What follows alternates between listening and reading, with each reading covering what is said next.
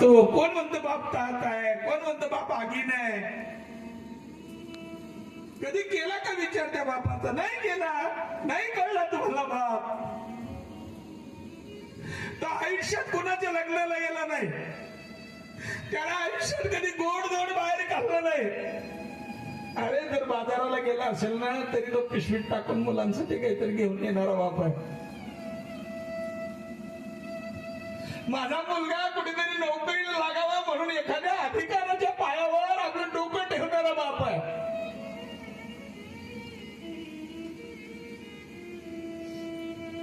माझ्या लेकरानं मोठं शिक्षक व्हावा म्हणून 10-10, 20-20 लाख रुपये त्या अध्यक्षाकडे देणारा बाप आहे.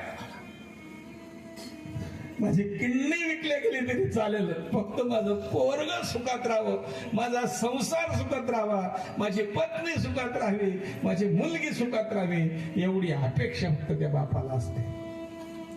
तो बाप या जगातून निघून जातो आणि ज्या दिवशी बाप गेला त्या दिवशी संपलं सगळं. तुम्हाला तर सांगेल, सगळ्यात जर मोठी पोकळी कोणाला पडत असेल तर बापाची पोकळी मुलीला पडते. बस, कारण बाप गेला की मुलीचं माहेर गेलं, बाप गेला की संपला माहेर. नाही तर जोपर्यंत माहेर मध्ये बाप आहे ना तोपर्यंत ती ठणकून सांगते, अरे माझा बाप माहेर मध्ये आहे, मी जाणार आहे बाहेरला. कारण त्या बाहेर मध्ये सत्ता आहे. बाप घरात राहू द्या, दिवाळी जवळ आली की बाप जर घरात राहिला ना तो मुलांना रे बाय लय अक्कल लवकर, दिवाळी ये जोडे. आता कोण सांगेल?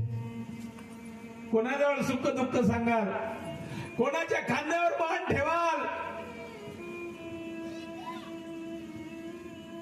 कोणाच्या खुशीत आपलं डोकं घालून रडाल?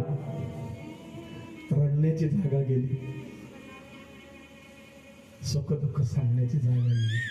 ती जागा पुन्हा तुमच्या घरात नाही. गेला ना गेला एकदा, पुन्हा नाही. सांगेल की मला हात जोडून विनंती करेल, दरवर्षाला कीर्तनच ठेवा असं सांगणार मी. मी बघितलं, मी जेवायला गेलो होतो, दिलंय देवाला तुम्हाला भरपूर आहे, काही चिंता करायची काम नाही, काही कमी पडणार नाही. भरपूर तुमच्यासाठी करून गेले, नका जास्त करू, नका कीर्तन कथा कीर्तन करू दरवर्षी. एक नियम घालून घ्या तुम्हा लोकांना, या घरातल्या परिवाराला जास्त नका करू. पुण्यतिथीच्या दिवशी फक्त दादांचा फोटो उतरावा, त्यांच्या गळ्यामध्ये 1-2 मिनिटाचा हार घाला. सगळ्या घरातल्या लोकांनी त्यांच्या फोटो पुढे नतमस्तक व्हा, तरी समाधान.